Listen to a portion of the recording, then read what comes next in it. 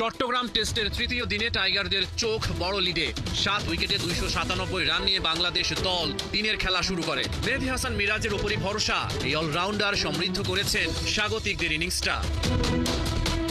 একটা অনন্য মাইল ফলকে পৌঁছেছেন মেহেদী হাসান, দ্বিতীয় বাংলাদেশি হিসেবে টেস্টে 200 উইকেট ও 2000 রান। তাইজুল মিরাজের জুটিতে এলো 62 রান, 20 রান করে মাসে কেসার বলে আউট তাইজুল ইসলাম। 70 বলে মিরাজের 50, তাইজুলের পর তানজিম সাকিবকে নিয়ে লড়তে থাকেন তিনি। মিরাজ তানজিমের জুটিতেও 50।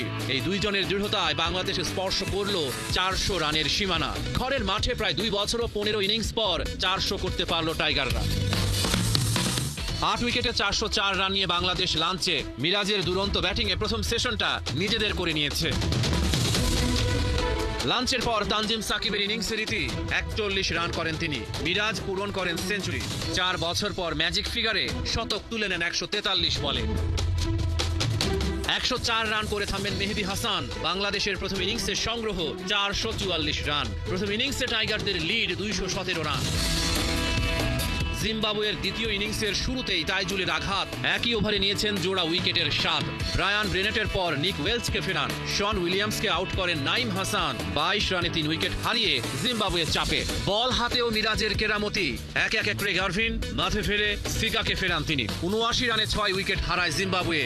বাংলাদেশ ড্রাইভিং সিটে। মিরাজের পর ওয়েলিংটন মাসাকাদজার উইকেটও তুলে নিয়েছে।